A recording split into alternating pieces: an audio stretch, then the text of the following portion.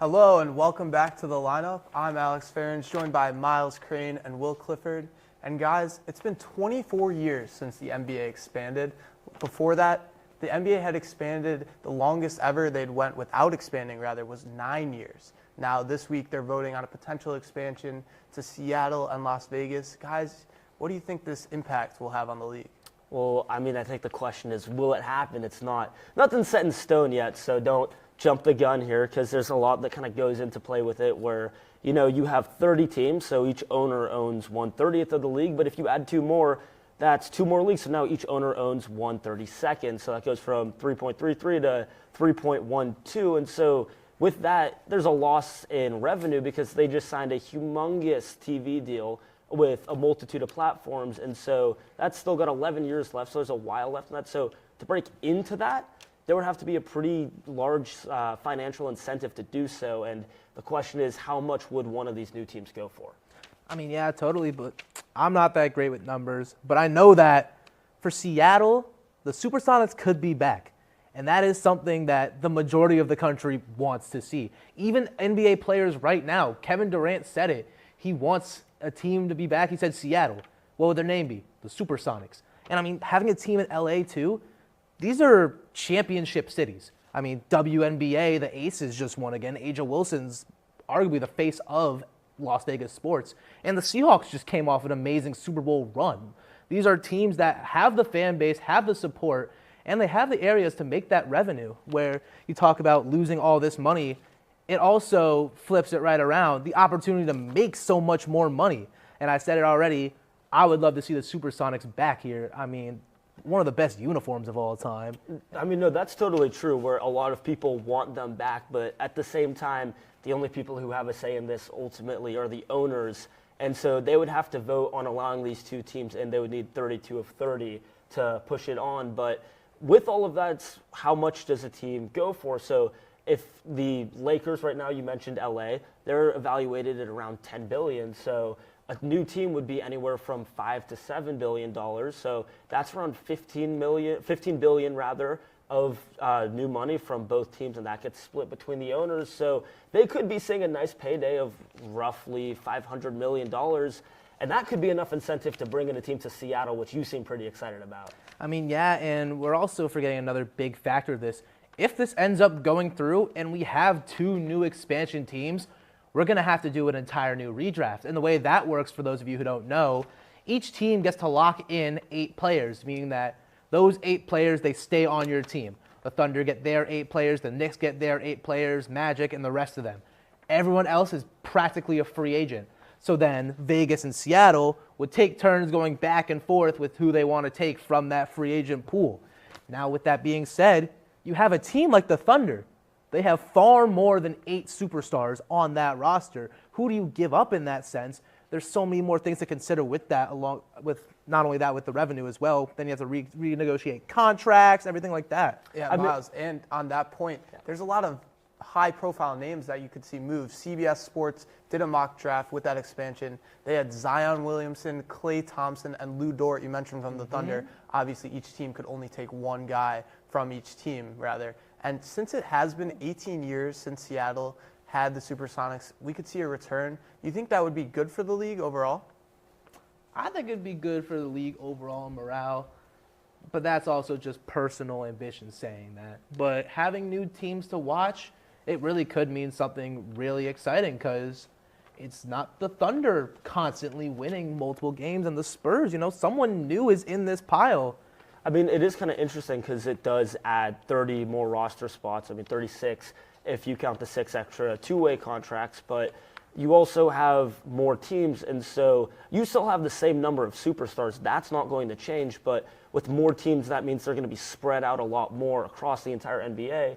So then you might have less of these like super teams where you saw the Miami Heat in the 2010s with LeBron and D-Wade, and now you might not have much more of that, because if you have more teams, the stars have more options to choose from and more money to choose from as well.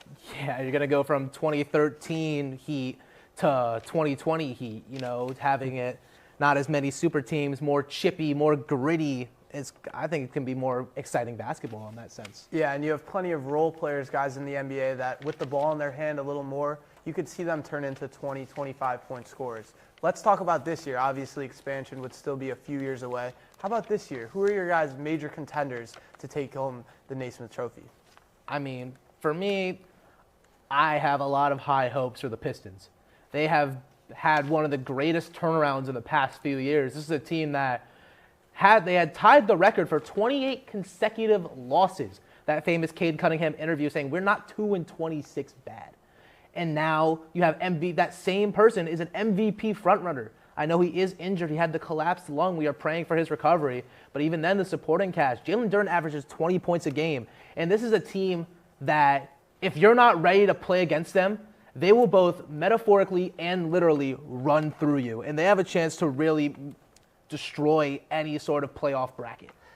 I'm sorry, Miles, but out of the East, I just don't think that there's any other serious contenders besides the Celtics. And I don't even think the Celtics are that serious. I think the NBA champion is coming out of the West. I mean, yes, the Pistons are good, but they don't have that level of playoff experience that you look for in a championship-winning team. They could go far. They could make a stab at it, but don't be surprised if maybe they get shocked out early.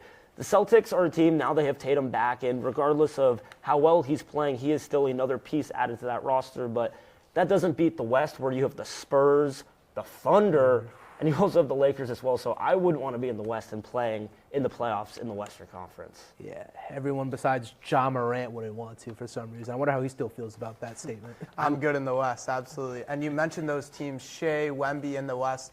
Which one of those guys, or maybe a dark horse, Luka Doncic, do you guys have taking the MVP come year's end? Now, I'm going to jump back in, and as a Knicks fan, I would never say this outside of this area. I have Jaylen Brown. I mean, we're talking about going into the playoffs of last year, Jason Tatum fell to the Knicks.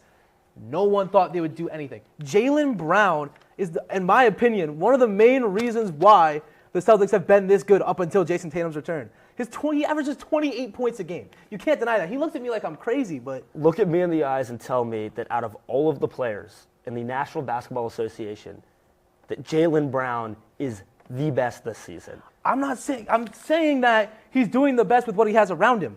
He's not leading in any statistical category. He's not leading in points, assists, rebounds, steals, blocks, none of it. So who would you say it is? Oh, I would say it's either Jokic or Luka.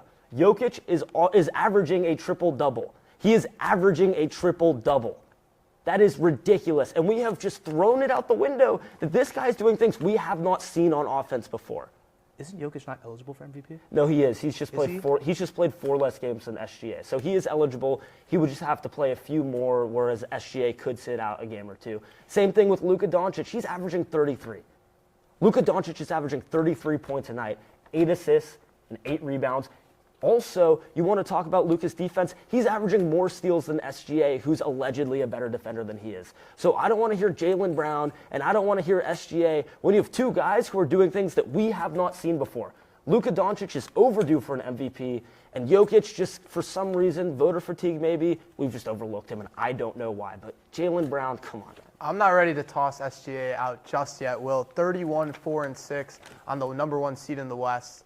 Do you think the Thunder have enough to take the title, or would you have the Spurs coming out of the West?